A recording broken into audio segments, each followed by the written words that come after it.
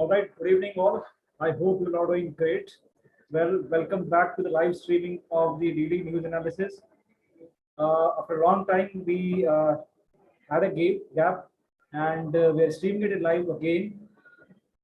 Today, we'll be discussing important news articles of 19th July 2022. And I'm the reputed Prithviraj Singh. Well, to begin with, the first news article on the screen, the presidential election, which were successfully conducted today in India. Now, there are some facts and some concepts which have to be kept in mind here. The first is that the elections to this, it was 16th presidential election, right, to elect the 15th president.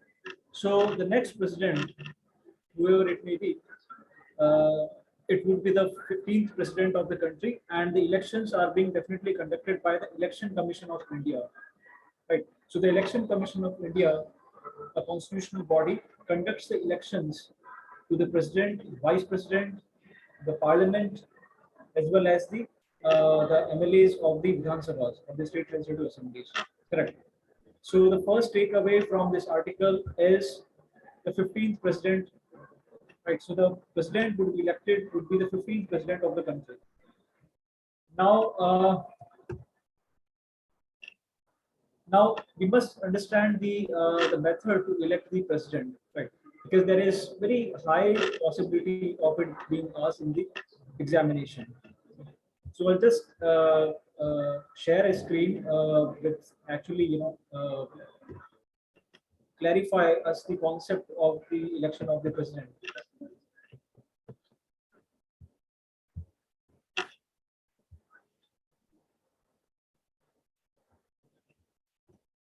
Okay.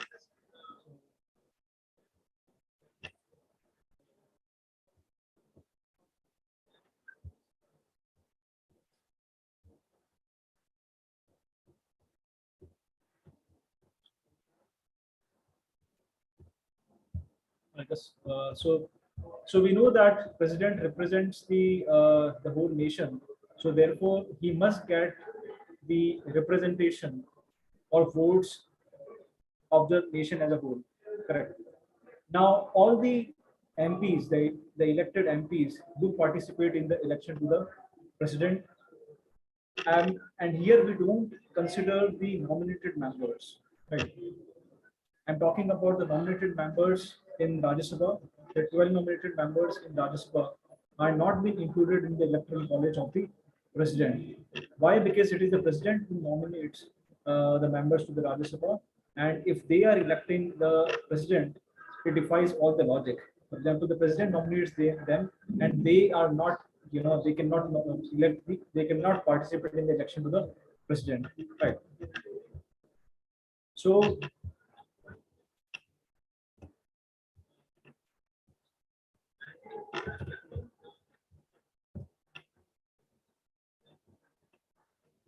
here you can see the president elections and the provisions, the constitutional provisions, for the president in the constitution is Article 52. So Article 52 talks about the president, and it clearly says that there shall be a president of India. So they may ask you that which article talks about the president. So it is Article 52. But definitely, we know that the president is the head of the state. He is the de jure executive, or by law, he is the executive. He is the nominal head. That means the real executive authority in parliamentary form of governments like India is Prime Minister. He is a stamping authority because it is on his signature, seal and stamp, all the executive orders of the government are passed. Right? Definitely, he is the first citizen and an integral part of the parliament. Why? Because in order for a bill to become a law, it must be assented or ratified by the president, right? So therefore, president is an integral part of Indian parliament, which consists of Lok Sabha, Rajya Sabha, and president. These are some basic details which every student knows.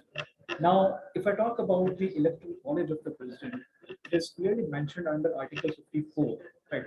So we talked about Article 52, which is the president, which talks about the president, or there shall be the president of India. Article 54 talks about the election of the president, right?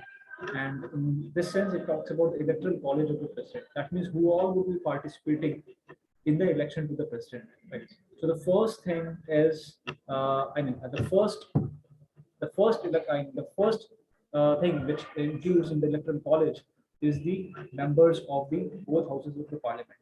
And here we here we include only the elected members, right, and not the nominated ones.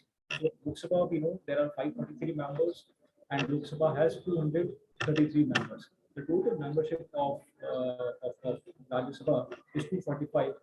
12 are nominated by the president, so they must not be, participating in the election to president. And the composition of Lok Sabha is 543. So 543 plus 233 is 776 MPs in total. There may be some vacancies, but this is the electoral college, correct? The second part is the electoral members of the state legislative assemblies. So all these states in India, 28 states. So at present we have 28 states, right? After the reorganization of Jammu and Kashmir into the Union Territory of Jammu and Kashmir and Union Territory of Ladakh, we are left with 28 states, right? So all the MLAs of the state assemblies will also be participating. The third is all the MLAs of the Union Territories with assemblies. So at present although there are 3 Union Territories with state assemblies, that is Delhi, Pondicherry, and Jammu and Kashmir. Jammu Kashmir Vidhan Sabha elections are due, for which the Delimitation Commission, which was recently set up under the chairmanship of Justice Ranjana Prakash Desai, has already submitted its report. And the seats in the Vidhan Sabha of Jammu and Kashmir, in the Union Territory Jammu and Kashmir, would be increased from 83 to 90. That means there is an increase of 7 seats, correct? Although the elections to the Jammu Kashmir Vidhan Sabha are still due. So in this presidential elections, which is the 16th presidential elections to elect the 15th president of the Union of India, the MLAs from Jammu and Kashmir won't be participating. Why? Because the elections to the Jammu and Kashmir Vidhan Sabha has not been taken place. I hope it's clear. Right. So in this election, the MLAs of Delhi and Pondicherry Union Territory would be participating. Right. So this is the electoral college mentioned under Article 54 of the Constitution, which we all must keep in mind. I hope it is clear. Moving ahead, if I talk about the manner of election of the president, right? So manner means what is the procedure, the formula which is being mentioned in the Constitution. So the Constitution in under Article 55, gives the formula for the election of the president, and because as I said that he represents the whole nation, right? So therefore, all the states, the MLAs, and the member of parliaments in the parliament would be participating in its election. Now here it is an indirect election, right? Because you elect the MPs in Lok Sabha directly, and the Lok Sabha MPs would be indirectly electing the president. You elect the MLAs directly, and the MLAs in turn will be electing the president. So the presidential elections are indirect in India, and so therefore, one man, one vote, one value. The concept of direct elections won't be there, won't be seen here in these elections. So here the value of vote of one MLA is equal to 12 total population of the state divided by the total number of elected members. Right? And here the population of the state would be taken based on the census of 1971. Right. So 1971 census, my bad. So it is wrong. So 1971 census would be the figure of 1971 census would be taken into account. Correct. So this thing we have to keep in mind. Very, very important. They may ask you, and many students actually don't have the information of knowledge of this information. So the census of 1971 is being taken as a base for the election of the president. Right. So the value of vote of one MLA is equal to total population of state. For example, in the state of Rajasthan in 1971, the population was somewhere around 3 crores, right? So 3 crore divided by the total number of elected members. The total number of elected members, that means MLAs in Rajasthan Assembly, are 200, right? So 3 crore divided by 200 into the factor of 1000. That means into the factor of 1000, right? So whatever figure that would come up would be the value of vote of one MLA. right? Now that value would be multiplied across the states, and the total value of the MLAs, the vote of the MLAs would be arrived, right? Now second stage, value of vote of one member of parliament, right? Now the value of vote of one MP is equal to the total value of votes of all the MLAs of all the states, right? It may differ. For example, it may be 200, it may be 400 or 300 for Rajasthan, it may be 800 or so in Uttar Pradesh, so on and so forth. Right, so around 4,000 value is at present, the vote of the value of the vote of all the MLAs divided by the total number of elected MPs, right? So in our previous slide, we discussed that the total number of elected MPs are 776. Right? So the total value of votes of all the MLAs somewhere around 4,000 divided by 776 will arrive at the value of the vote of one MP. Right? So at present, the value of vote of one MP is 700, and it has been fixed based on the previous the census and the figures, right? So we have been using the value of vote of one MP as 700 for past few presidential elections. Now after this, we go to the third cycle, which is the electoral quota. Now the winner will be decided by an electoral quota, which is the total number of valid votes polled, right? So whatever valid votes which have been polled divided by 1 plus 1. Now here we intentionally have mentioned 1 plus 1 because there will be out of 2 there will be 1 will be declared as a winner, right? And plus 1, right? So this is the formula, and to the whole plus 1, right? So this is how the electoral quota is achieved. Now whoever achieves or process this electoral quota will be decided as the president of the country, right? Now, the system that we follow in the presidential elections is single transferable vote, and the proportional representation. Correct. Now, for example, the candidates. Let's say in this case there are 4 candidates, candidate A, B, C, D. Right. Now, the MPs and the MLAs will be asked to give their preference votes. Right. For example, let's say for example for candidate A, the first preference votes which were being casted are 60. That means पहले first preference votes जो candidate A के लिए जो आए 60, they are 60 in number. So let's say I'm assuming that there are total 100 members who would be the part of the electoral college. So 60 plus 80 plus 1292 plus 800, right? So let's assume that the electoral college is 100.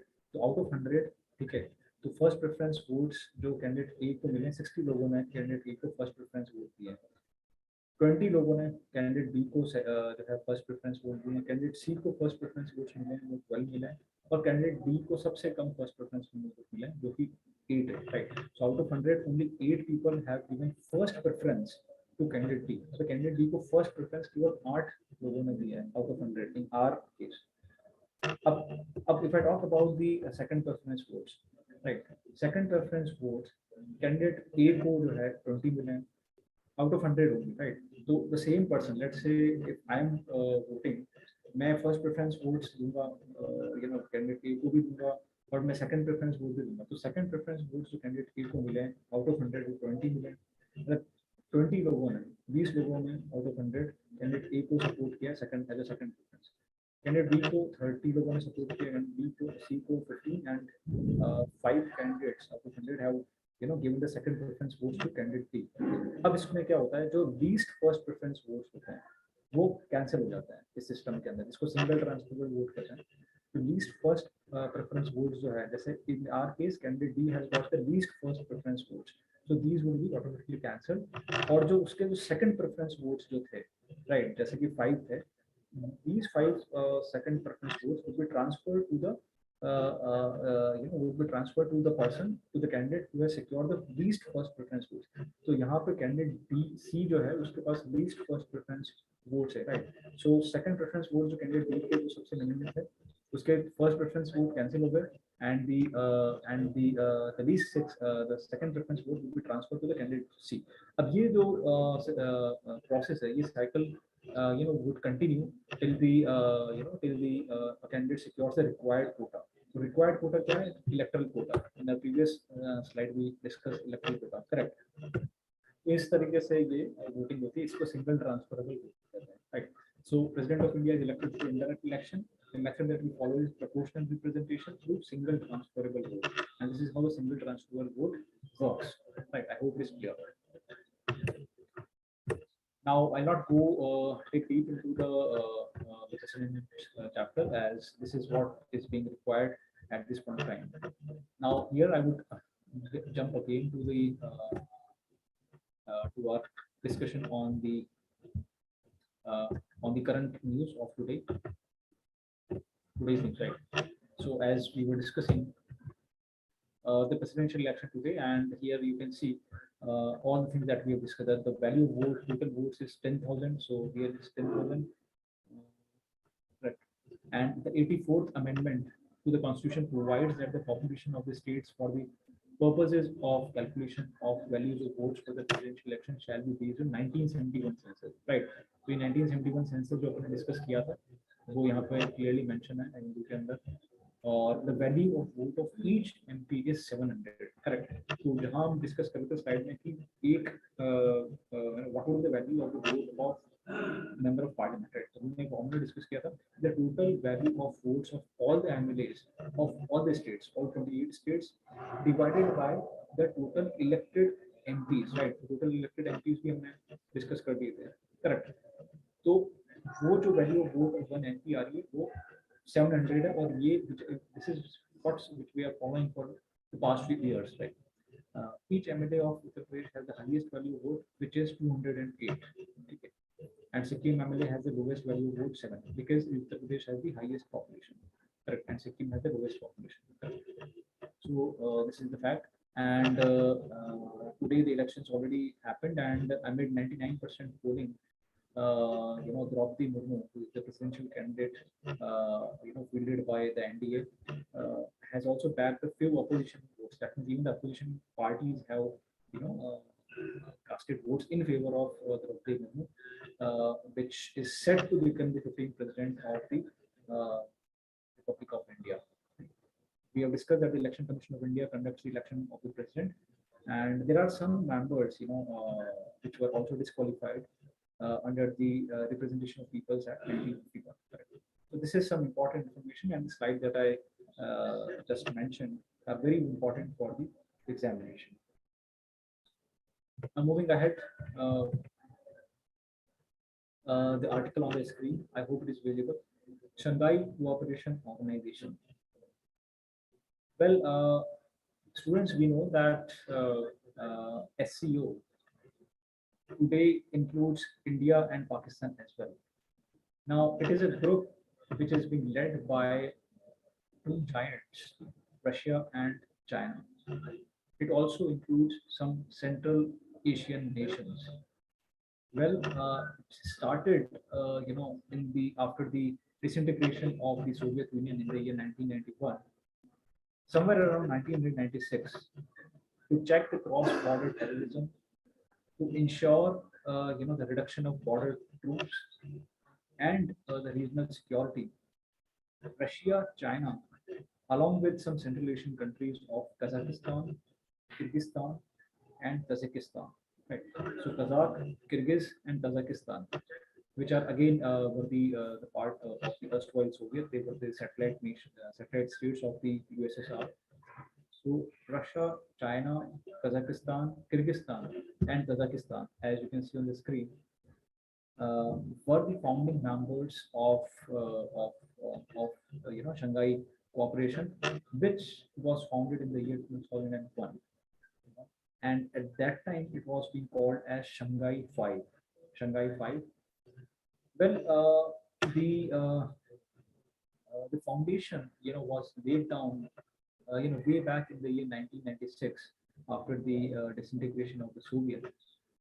And the same members, Russia, China, Kazakhstan, Kyrgyz, and Tajikistan, did talk about the regional security and the formalities and the formal foundation of the organization was laid down in the year 2001, and then it was called as Shanghai Five because it had 5 members, right? Russia, China, Kazakhstan, Kyrgyzstan, and Tajikistan.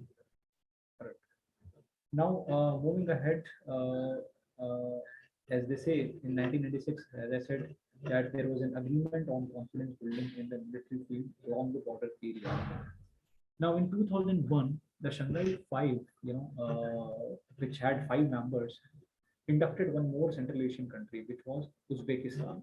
Right. So it became from 5, it became 6, 5+1. So Uzbekistan, a Central Asian country, was also being included in the grouping of Shanghai Five, and at the very same time in 2001, Shanghai Five was being renamed to Shanghai Cooperation Organization (SCO). It is being headquartered at Shanghai in China. Everything.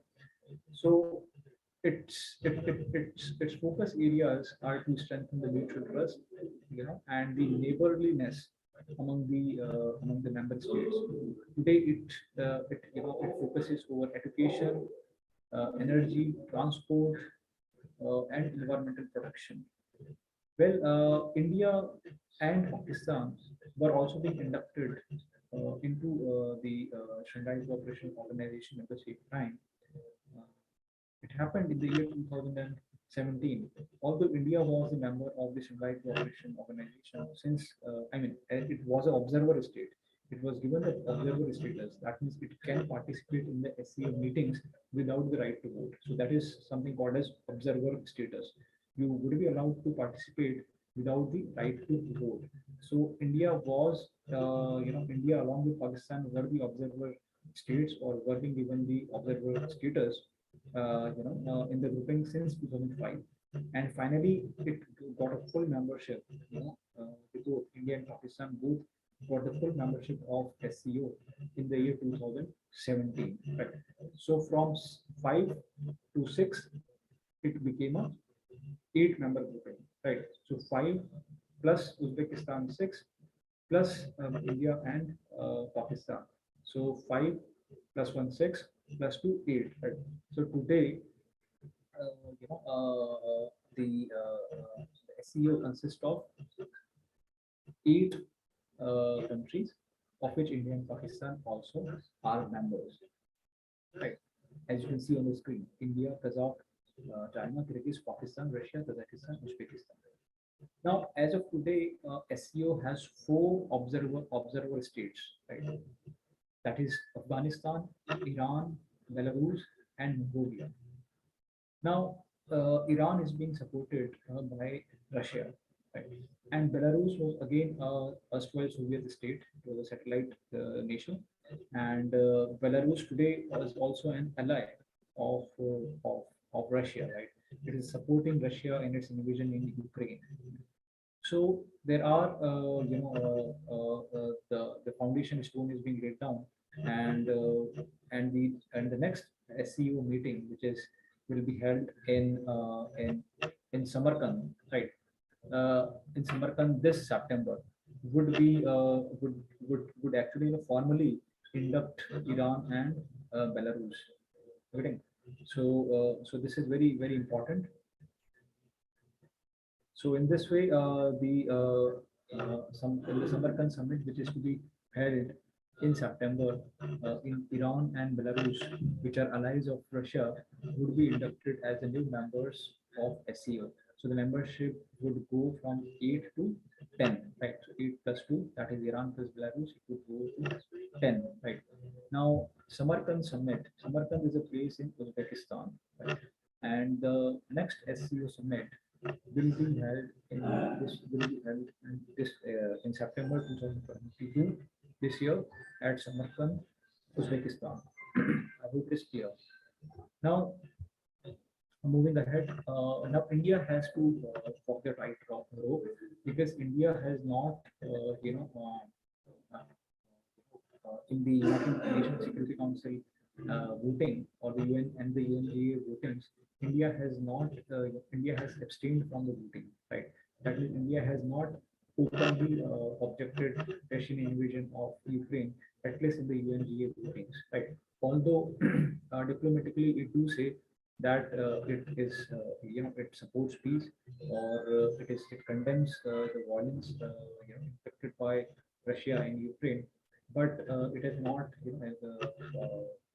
supported the UNGA resolution against the Russian invasion of Ukraine, right? So that in this sense, India has to walk the tightrope because again, India is also the part of Coordinated Dialogue, also called as Quad, right? Of which it is being formed of United States, Japan, Australia, and India, and so therefore it has to balance its membership in Quad because again, in the US is investing heavily in Indo-Pacific to conquer China. You all would be knowing about the Indo-Pacific Economic Framework (IPEF), right?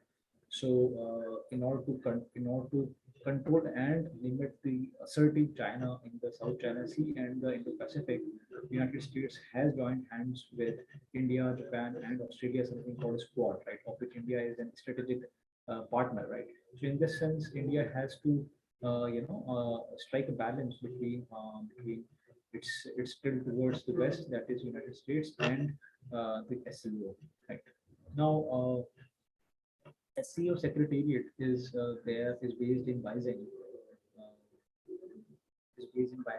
and it also has two prominent bodies. First is SCO Secretariat, which is based at Beijing, and second is RATS. Now, RATS stand for Regional Anti-Terrorist Structure, which is a anti-terrorist, I would say, body of SCO, anti-terrorism body of SCO. Right? Now, SCO also conducts the heads of the state council meetings and the heads of the government council meetings. Right? And HSC, which is the head of the state council meeting, is the supreme decision-making body. So, in this way, the takeaways from these articles are: number one, Iran and Belarus would be inducted into the SCO, thereby increasing the membership of SCO to 8. And they would be inducted in the month of September this year at a place called Samarkand in Uzbekistan, and it is called a Samarkand Summit. I hope it is clear. A very important article for all the students preparing for law exams or civil service examination or SSC examination. Moving ahead. At the same time, there is one fact which which has to be kept in mind by all the students. Recently, Varanasi city was declared as the first cultural and tourism capital of Shanghai Cooperation Organization.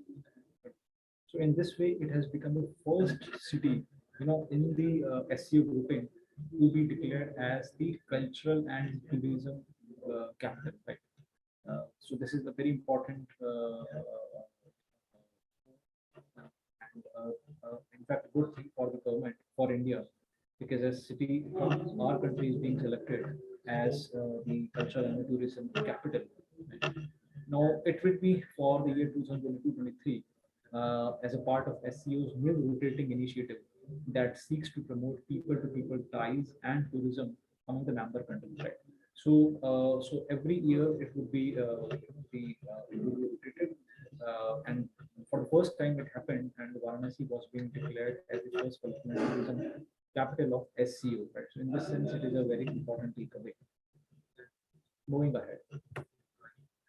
Well, along with the president's elections, the the elections to the vice presidents are also due, and all know that both the parties, the president, the government, the NDA, as well as the opposition parties have fielded their candidates. Now the opposition party has also picked the Margaret Alva, who was the former Pakistan governor, as their vice presidential candidate. Right. Now, the electoral college of the vice president is different from that of the president because the vice president does not represent the nation. He, by virtue of his position, he is the the ex officio chairperson of Rajya Sabha. That means he presides over the meetings of Rajya Sabha. Right. So he is the presiding officer of Rajya Sabha, but he's not a member of Rajya Sabha.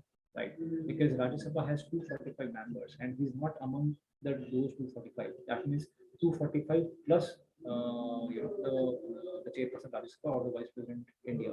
Agreeing. And the article which talks about the the president is Article 64, right? So Article 64 talks about the vice president and the vice president, and the electoral college of the vice president, that includes all the MPs, be they elected or be they nominated. All the MPs of the parliament are the constitutes the electoral college of the vice president, and in this way, all the members that go to Lok Sabha, that total membership of Lok Sabha is 543. That of Rajya Sabha is 245. Now, 245 includes the 12 nominated members also, right? So all the MPs of Lok Sabha, Rajya Sabha, irrespective of them being elected or nominated, would participate in the election to the vice president of the country. Right. So 543 plus 245 is 788 MPs, as mentioned on the news article also, would participate in the election to the vice president, which is again D1. Right. Now, so we'll follow these rules for the coming days. Right? And we all know that NDA also, fielded its vice presidential candidate, which is which is at present the West Bengal governor, Jagdeep Dhankar. Now, Jagdeep Dhankar comes from Rajasthan. He is from Rajasthan, and he is being fielded as the NDA candidate for vice president elections. Again, it is also being conducted by the Election Commission of India.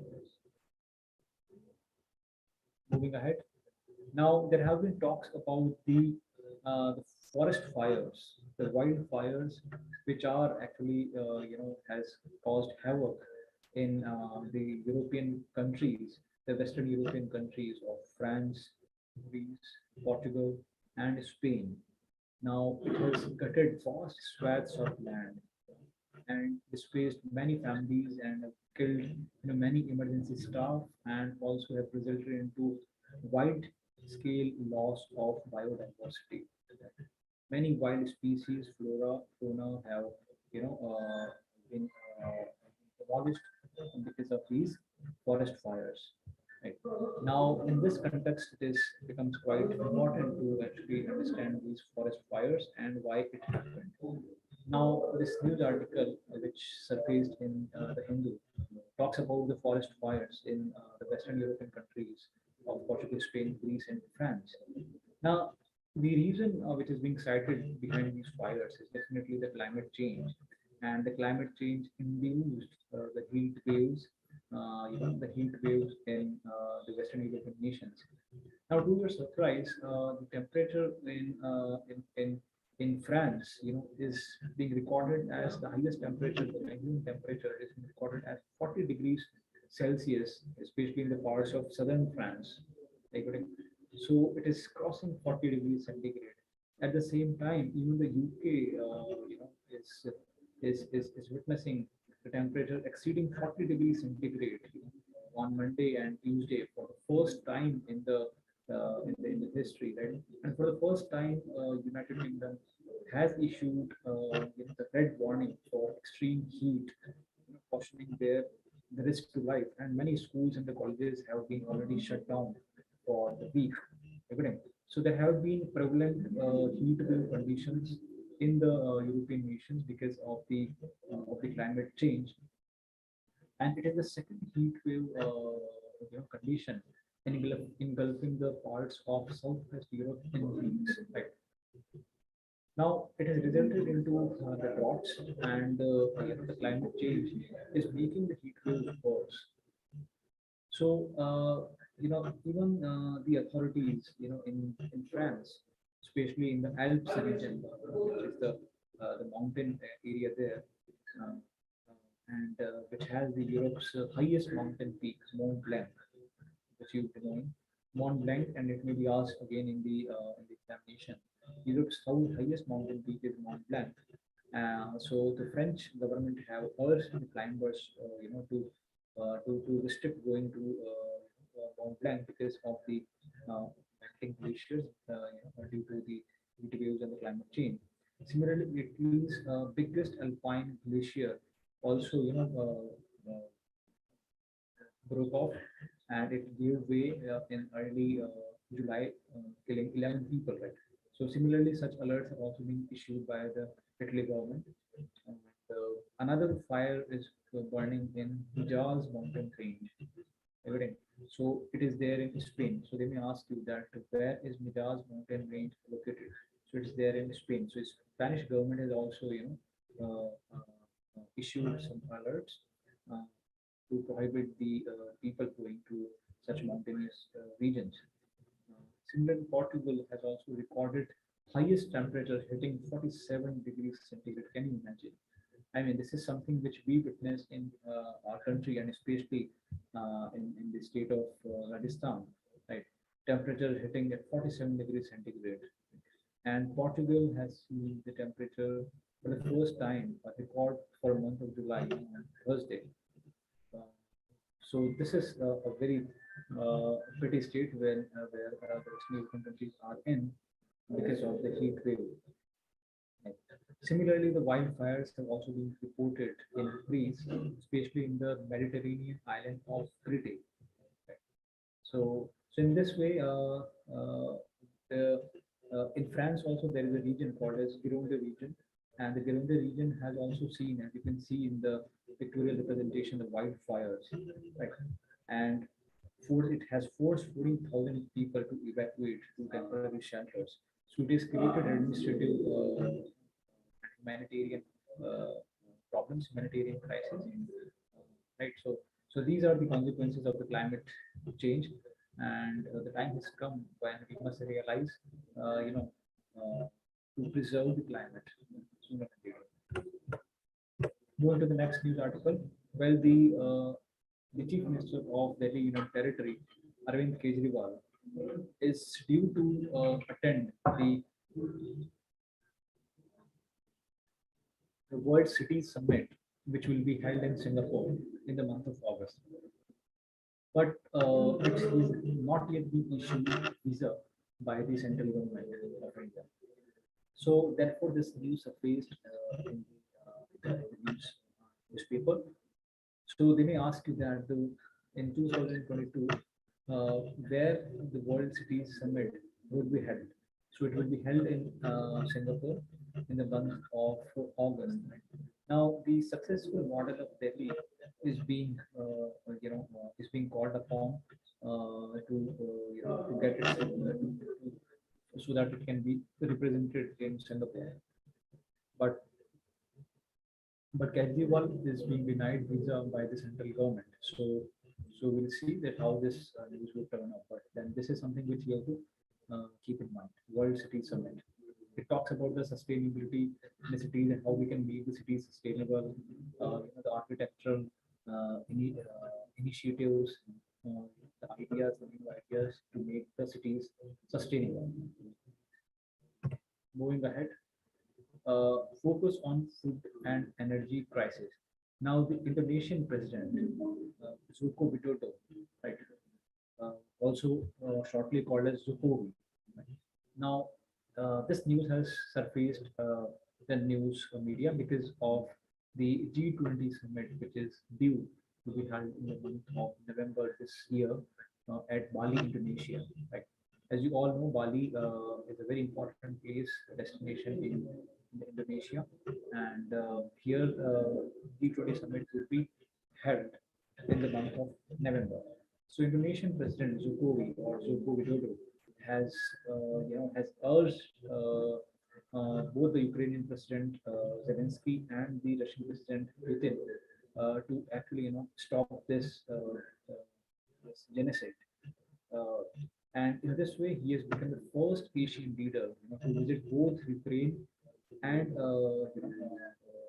Russia the past month. Very important takeaway. Now, at the same time, we know that Ukraine is also being called as wheat basket of the world, and the war in Ukraine has actually adversely affected the exports of wheat, and so in this way he's also he spoke to both the leaders to enforce an agreement on wheat exports. So we also talked about the food and energy crisis. he talked about supply chains for the food, fertilizer, and energy, which should recover very soon. And at the same time, he also said that because India is investing into one of the ports in Indonesia, and the port is Sabang port. So they may ask you this important news. So India has a plan for investment in Sabang port, and in this way, India would have a direct eye on the Malacca Strait. Right. So Malacca Strait is a narrow passage of water through which India can, access the South China Sea. So between Indonesia and Sumatra, we have Malacca Strait. So there are plans of the central government of India to join the Malacca Strait Patrol and to invest in the Western Sabang port. So this project is also under consideration, and an Indonesian president Jokowi has given a positive uh, invitation for India to invest in the Sabang port, and this would give an added value to the connectivity between Indonesia and the Andaman Islands in India, right? And Sabang port can become one of the biggest maritime ports as it was before. So in this way, he has taken the initiative and has become the first leader to visit both Ukraine as well as the war-torn Ukraine and Russia. Now moving ahead, uh, recently the Supreme Court has given the ESZ, which is economic sensitive, ecologically sensitive zone notification to the state government of Kerala. Now, this notification is being protested by the Kerala government. Now, under this notification, all the habitations, the human habitations, near the economic any zone which has been declared as ESZ should be prohibited. Now, Kerala government says that there are a good percentage of biodiversity in the state of Kerala. Nearly 30% of Kerala is forested land, and the Western Ghats occupies 48% of the state. Right, and therefore, if if the areas, the regions are being declared as ESZ, then the Kerala government had to force the human settlements, outside those buffer zones, everything. So in this way, it would be very difficult to resettle, rehabilitate the human population living in and around the forest areas. And therefore, it has urged the central government to exclude the state's human habitations, farmlands, and public institutions from the purview of ESZ. And so this is how it goes. Now, especially the national parks which are mentioned in this article, are important to mention. For example, the Mathiketan Shula National Park. Here also the ESZ notification has been issued. So they may ask you, where is Mathiketan Shula National Park? So it's in Kerala. Then you have Periyar National Park, which is also called as Periyar Tiger Reserve. Then Karimpuza Wildlife Sanctuary. So these areas have already been issued the ESZ notification. Now, nearly 30% of Kerala is forested land, as I just mentioned. The problem is that the average population density in Kerala is 900 persons per square kilometer, right? Which is much higher than the national average. Right? And then in this way, it puts demographic pressure on the available land, which is unusually high in the in this state. Right? So therefore, this notification by the Supreme Court would upset the lives of millions living in the protected areas. So therefore, this article is very important because this Supreme Court order will effectively turn around 4 lakh acres around the 23 wildlife sanctuaries in the state into buffer zones, right? And thus affecting around 1.5 lakh families. Right? So 23 wildlife sanctuaries are almost there in the state of Kerala. And if this notification goes in force, then then it would affect around 2 lakh families, which would have to be resettled and rehabilitated, right? So, so therefore, this is being objected by the state of Kerala. Important takeaway. So, guys, that's all for today. I hope you enjoyed the session. We discussed some important articles about SEO, president election, vice president elections, the forest fires in Europe, the World City Summit, and the Indonesian president becoming the first Asian leader to visit the war-torn Ukraine and Russia, and ESZ notification issued by the Supreme Court to Kerala. So that's all for today. I hope you enjoyed this session. So stay tuned for the live updates. Press the bell icons for the updates to like, comment, and share. And do send your any queries or questions in the comment box. And signing off. Wish you all the best. See you in the next class. Good day. Goodbye.